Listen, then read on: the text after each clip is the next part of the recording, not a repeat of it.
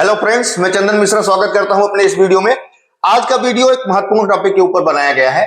आज का वीडियो हमारे नए बजट 25-26 यानी फाइनेंशियल ईयर 25-26 असेसमेंट ईयर 26-27 में जो हमारे सीनियर सिटीजन्स हैं यानी हमारे दादा लोग जो हैं वो अपना इनकम डिक्लेयर कैसे करेंगे, उनको कितनी छूट मिल रही है, उनको पेंशन की इनकम आ रही है, एफडी से इंटरेस्ट आ रहा है, सेविंग अकाउंट से इंटरेस्ट आ रहा है या वो किसी रेंटेड इनकम पा रहे हैं, तो इन सब में उनको क्या रिलीफ मिलेगा, उनको क्या फायदा होगा, टैक्स की बचत कर पाएंगे नहीं कर पाएंगे, ये जानने के लिए वीडियो के एंड तक जरूर बने रहें। और अगर मेरे द्वारा दी गई जानकारी आपको अच्छी लगती है तो ज्यादा से ज्यादा लोग शेयर करें, सब्सक्राइब करें, लाइक करें, ताकि उन सभी लोगों के पास ये वीडियो पहुंच सके जो स्किल्ड होना चाहते हैं, जो कुछ सीखना चाहते हैं और जिनको इस जानकारी की जरूरत है।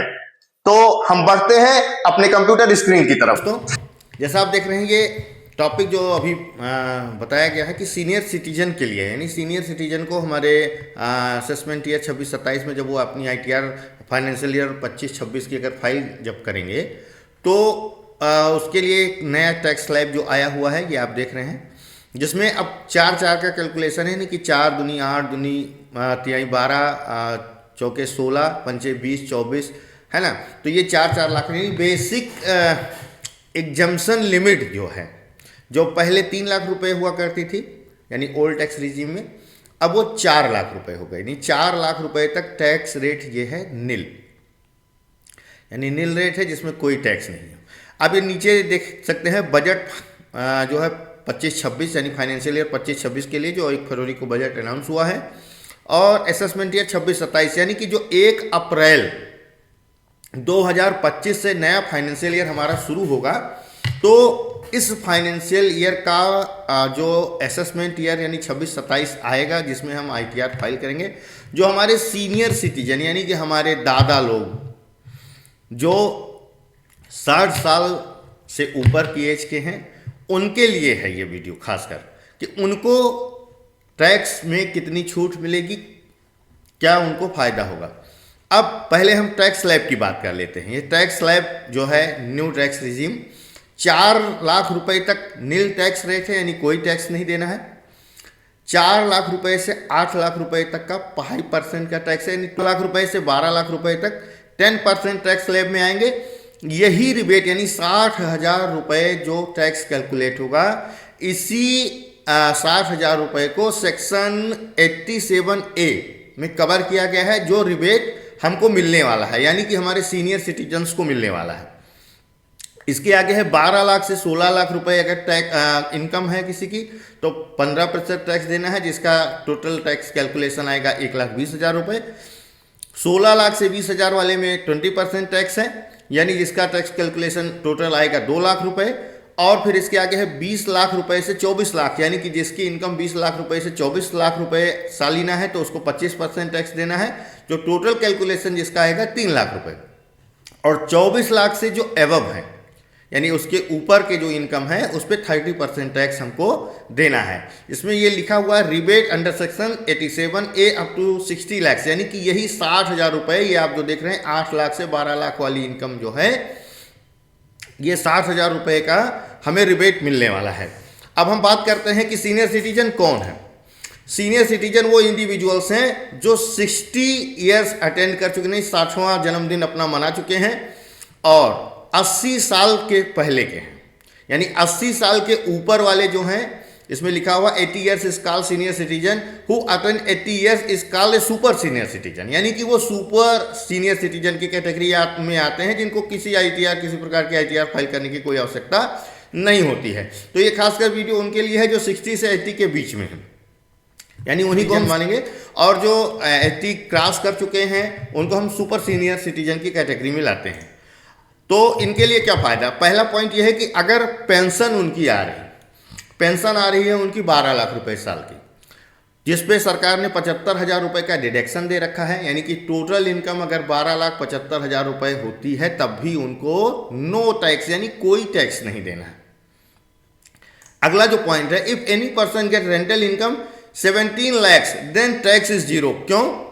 17,000 रुपए अगर सॉरी 17 लाख रुपए अगर किसी भी व्यक्ति यानी सीनियर सिटीजन है उसको रेंटल इनकम आ रही तो उसको भी टैक्स जीरो देना है, जो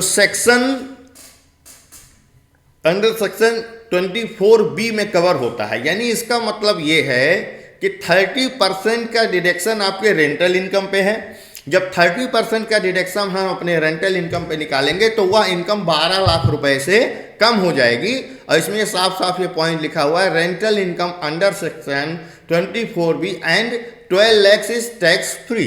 यानी कि 30% अगर 17 लाख का निकालेंगे तो 12 लाख के अंदर आ जाएगी और 12 लाख रुपए तक की इनकम को टैक्स फ्री कर दिया गया है। तो ये फायदा हमारे सीनियर सिटीजन्स को इस फाइनेंशियल ईयर में मिलने वाला है। हम बढ़ते हैं अपने अगले पॉइंट के। अगर एफडी कर रखी है बैंक में जिससे ब्याज आ रहा है 12 लाख, या सेविंग अकाउंट से ब्याज आ रहा है 12 लाख, जो बैंक में एफडी हो सकती है, आपके पोस्ट ऑफिस में हो सकती है, तो उस पर भी किसी भी प्रकार का कोई टैक्स नहीं देना है। अगले पॉइंट पे बढ़ते हैं। अगर कोई सीनियर सिटीजन एसएससी स्टॉक ले रखा है जिससे उनकी इनकम हो रही है, एफएनओ में ट्रेडिंग कर रहे हैं, इंट्राडे ट्रेडिंग कर रहे हैं, जो इनकम 12 लाख रुपए है तो वह इनकम टैक्स फ्री है, जिसमें कोई भी टैक्स नहीं देना है। अगला पॉइंट है रिवर्स मॉर्टगेज सिस्टम। इसको थोड़ा सा समझने की जरूरत है। रिवर्स मॉर्टगेज सिस्टम होता क्या है मित्रों? रिवर्स मॉर्टगेज सिस्टम, जैसे कि कोई 60 ईयर से बिलो है, यानी कि कोई नॉर्मल एसएससी है जो अपनी प्रॉपर्टी को किसी को देता है, ट्रांसफर करता है, तो उसको शॉर्ट टर्म कैपिटल गेन या लॉन्ग टर्म कैपिटल गेन के अंतर्गत उनको, इसके पहले वाले वीडियो में मैंने शॉर्ट टर्म और लॉन्ग टर्म कैपिटल गेन में कितने टैक्स होंगे ये मैंने बताया था।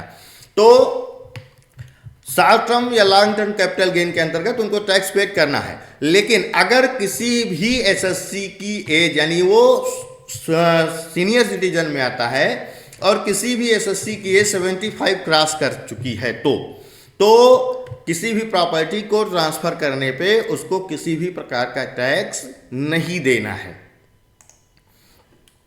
No advance tax payable for senior citizen except business और प्रोफेशन इनकम।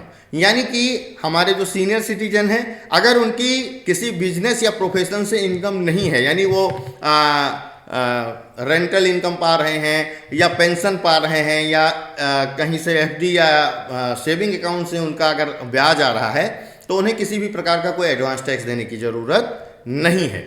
ये सीनियर सिटीजन के लिए फ़ायदा है। अगला पॉइंट है if commission and brokerage income.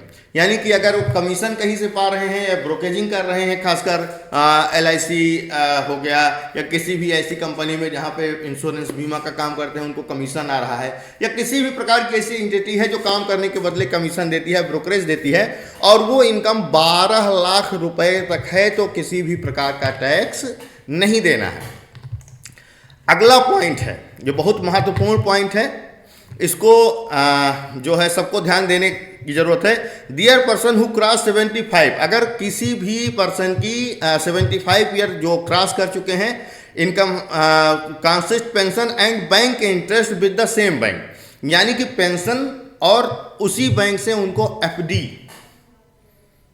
उसी बैंक में उनकी एफडी हुई है, उसी बैंक में उनकी पेंशन आ रही है, तो उनका जो टीडीएस कटता है तो वह टीडीएस वो बैंक को एक डिक्लेरेशन देंगे। Then they submitted a declaration to the bank regarding TDS, कि वो बैंक को एक डिक्लेरेशन देंगे कि हमारा टीडीएस आप सेक्शन 194P में जमा कीजिए, ताकि उनका किसी भी प्रकार का टीडीएस डिडक्ट ना होने पाए। ये बैंक का अपना काम है, लेकिन ये एक जो है एसएससी को जो 75 ईयर्स जो क्रॉस कर रहे हैं उनको ये डिक्लेरेशन देना पड़ेगा, ताकि उनका कोई टीडीएस ना कटे। फिर अगला पॉइंट ये है, जो ओल्ड हमारे टैक्स रिजीम में क्या था कि ये टीडीएस की लिमिट थी, यानी कि किसी भी पर्सन का अगर टीडीएस कट रहा है बैंक में, यानी एफडी हुई है, तो जिनका ब्याज 50,000 रुपये तक मिलता था उन पे 10% का टीडीएस बैंक काटता था। मतलब ये बैंक का काम है टीडीएस काटना। अब वही बढ़ा के 1 लाख रुपए कर दिया गया। यानी कि अगर किसी भी पर्सन का ब्याज 1 लाख रुपए तक है तो उन पे टीडीएस नहीं काटा जाएगा। पहले यही लिमिट 50,000 रुपये की थी जो बढ़ा दी गई है, 1 लाख रुपए तक कर दी गई है। लेकिन अभी बाय द वे आप मान लीजिए कि कोई पर्सन है जिसका एक साल में 5 लाख रुपए 10 लाख रुपए एफडी पे इंटरेस्ट आता है, तो वो ये नियम जो है ये 1 लाख पे ही लागू होगा, यानी 1 लाख रुपए तक टीडीएस नहीं कटेगा, बाकी पे 10% का टीडीएस कटेगा जो आईटीआर फाइल करके और वो अपना रिटर्न ले सकते हैं। तो ये वीडियो बस इतना ही था। तो दोस्तों उम्मीद है आपको ये वीडियो अच्छा लगा होगा।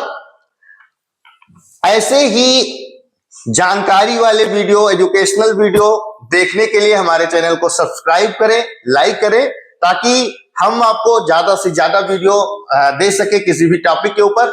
और मैं आप लोगों से गुजारिश करूंगा कि कहीं अगर बाय द वे कोई चीज छूट रही है, कहीं मिस्टेक हो रही है, तो उसको कमेंट करके हमको जरूर बताएं कि हाँ ये चीज गलत हो गई है या इसमें और अच्छा ये हो सकता था। ज्यादा से ज्यादा कमेंट आएगा तो हम और भी अच्छा वीडियो बनाएंगे। आपका सब्सक्रिप्शन हमारा प्रोत्साहन है। ऐसे ही जानकारी वाले वीडियो। और आपको मैं एक बात और बताना चाहूंगा कि हमारी एक टीम है, हमारे प्रोफेशनल्स हमारे साथ बैठे हुए हैं, इनकम टैक्स से रिलेटेड, जीएसटी से रिलेटेड, कंपनी इनकॉर्पोरेशन से रिलेटेड या किसी भी प्रकार की जो ई गवर्नेंस सुविधाएं हैं उन सभी से संबंधित आपको कोई जानकारी चाहिए या हमसे कोई काम आपको लेना है तो आप हमारे स्क्रीन पे दिए हुए नंबर पे संपर्क कर सकते हैं। Thank you.